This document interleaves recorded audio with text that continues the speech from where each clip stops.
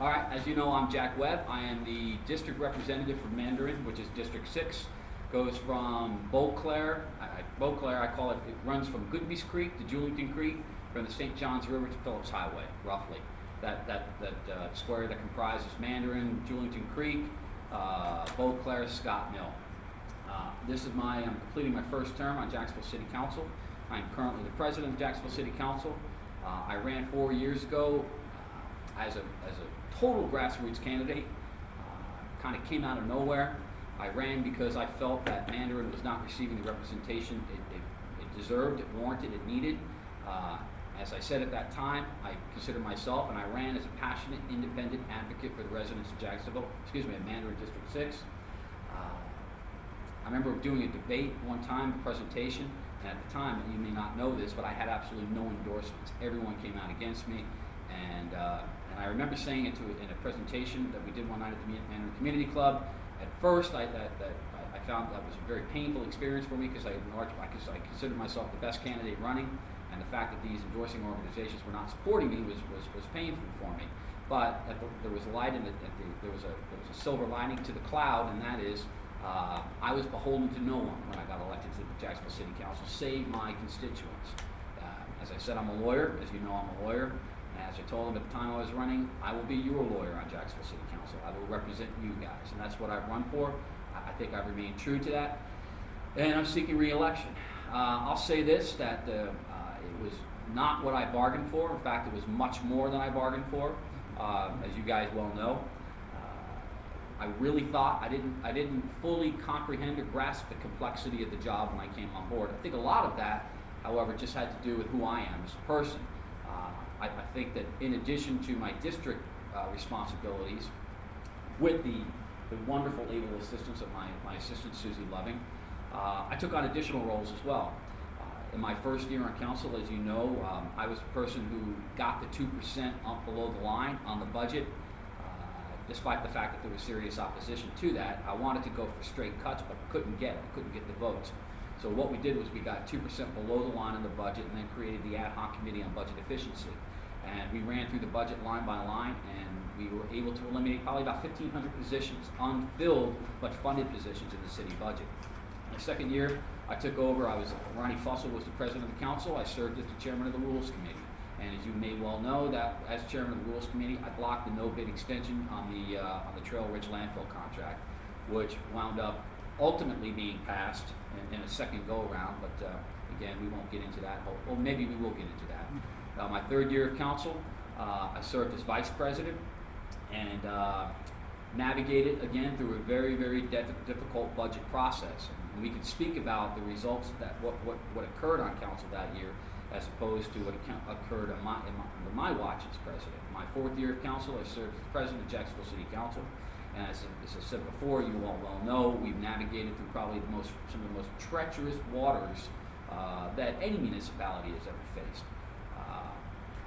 And I'm proud. I'm proud of the record in every respect. I mean, there are things that I look back on that probably would have done a little bit differently, but by and large, all in all, I'm proud of where we are. In a conversation I had with Tony a couple of weeks ago, we talked about the budget over the last couple of years, and the reality is this, that despite the fact that we have increased our pension contributions by $80 million over the last 5 or 6 years, 80 million from 40 to 120, the budget has remained flat, by and large. The budget has remained flat. How do you do that? We did it through cutting. I want to talk about the budget a little bit this past year. There was a lot of talk out there that the council didn't do its job because we only took $4 million out of the budget.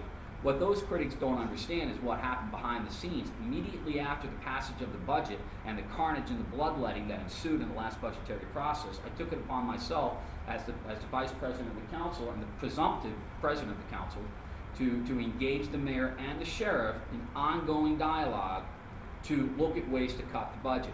Despite the wailing and gnashing of teeth, we were able to take $10 million out of the sheriff's budget. We took 2% across the board in wages. We took another 5% on the health care. We cut interdepartmental budgets to the tune of 2 to 5% across the board. We took $36 million out of the budget before the budget even came to the council. Now, I'm not saying the work was all done at that point, but we had laid the groundwork for a fiscally responsible budget. As I said, is it perfect? No, it wasn't perfect, but it is what it is. As I tell people all the time, ladies and gentlemen, we didn't get into these fiscal problems overnight. What we've inherited as council is decades-long practices. That is underfunding of pensions. We relied upon an economic model that was dependent upon unsustainable growth. Growth is going like this. New construction is going like this. Contribution to funding to pensions going like this. Millage rate, cut it every year, cut it every year. Why? Because we can all look like heroes. Now we're paying the piper. I play the bagpipes, so there's no pun intended. But now we are paying the pipers. What I tell people is that we didn't get into this mess overnight. We're not going to get out of it overnight. We're working hard. We're doing our best. We're fiscally conservative, making the right decisions for the city in the long term. I'm Jack Webb. I want your support for re-election. Okay. Thank you for your explanation of the Ponzi scheme theory of budgeting. Those are your words, not mine. Correct. Let me start out with our common questions, and Sure. we'll have time to get into specific questions Sure. that people here may have, or further explanation of life in the big city by Jack Webb. What are your essential views of the true basic core functions of local government? Police and fire. Police and fire at the very core. If you can draw a graph, this is the donut hole. This is police and fire. This is public safety. Outside that layer, you've got parks, you've got recreation. Outside that, you've got this fuzzy gray world of social services. Now, in a perfect world, do I think the function of government is that fuzzy gray area? No, I don't. I do not believe that that is a function of government. I think that is a function of the private sector. I think it's a function of families. However, we don't live in a perfect world. We live in a world where we've got societal issues that exist and we need to address them. So, to the extent that, do I believe that's a core function of government? No, but do I think it's a peripheral function of government? Yes, by default it is. So the basic core function of government is public safety, and then again, parks and rec, quality of life issues, and then those social issues. Okay. Don. Yes. What specific savings do you believe can be found in the upcoming budgets? Going back to the central services, when Clark finished the budget, there was a big discussion about information technology, and he created an IT subcommittee. And quite honestly, guys, they didn't do anything. They didn't do anything. And I was very disappointed when I came back around and looked at the budget and looked for any reports as to what could be done on IT. They didn't do anything. So, when I got into the analysis of the information technology stuff, it's condensed in this, or it's contained in this central services budget, right? The model, and that's overhead allocation. And what they do, that's where I think the money is. And I think there's probably 20 to 25 million bucks that we can take out of there. Because here's the way it works. Let's say information technology, your spend every year is $60 million, all right? Now, that is an overhead. That is what? That's not a profit center. It doesn't generate revenue. It just performs services.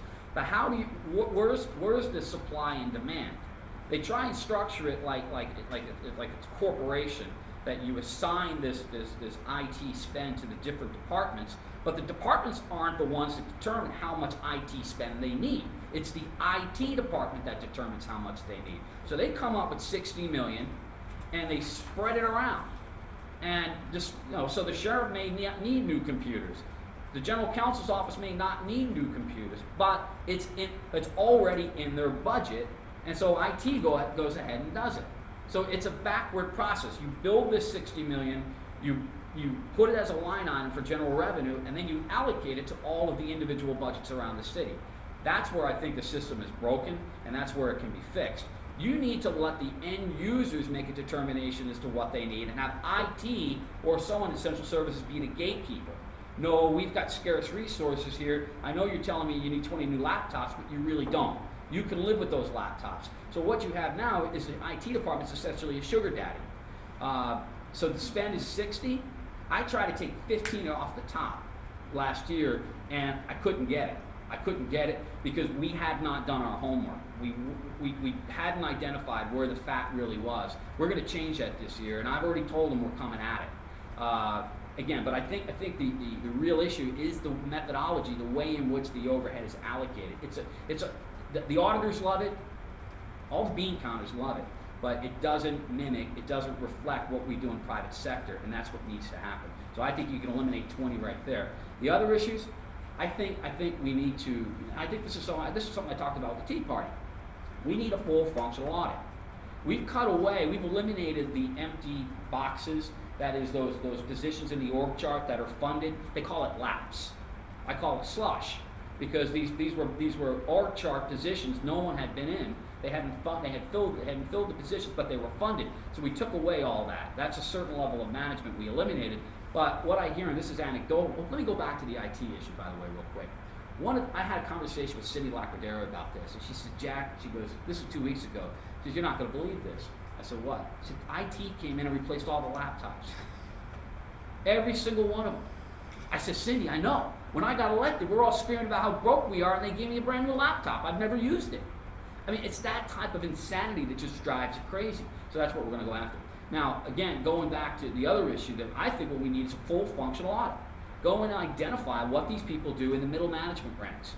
I mean, kind of like CSX 5 years ago when they whacked certain levels of management. They just eliminated them. I think that's what we need to do in the government level as well. I think you probably get another 10 million out of that. So you're up to maybe 25, 35 million in savings. And there's structural savings as well. They're not one-time cuts. They're not disinvesting in the city. They're structural changes that make the government more efficient. Okay. Please be specific regarding areas and programs such as Jacksonville Journey, JEDC, Cultural Council, special events, and public safety. They're each discrete and independent. I mean, they're all different. What was the first one? Jacksonville Journey. I supported the Jacksonville Journey, in as much as the cops in the street. JEDC, I think the JEDC has a role.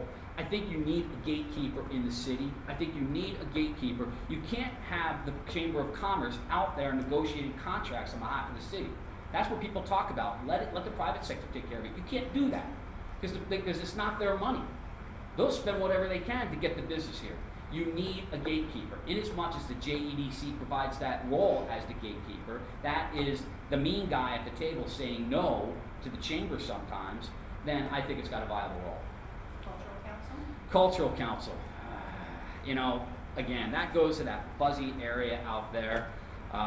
In a perfect world, would I support the Cultural Council? No. Do a majority of the people on the City Council support the Cultural Council? Yes. Do I think that there's a return on investment in the arts by the city? Yes, I do to a certain extent. We get a lot of accolades here in the city of Jacksonville over the fact that we've got a symphony. We got a symphony. Nashville doesn't have, not Nashville, Nashville's got a symphony, it's called the Grand Ole Opry. Savannah doesn't have a symphony. Charleston doesn't have a symphony. These are calling cards for corporations when they want to relocate to a city. Believe it or not, the arts are important.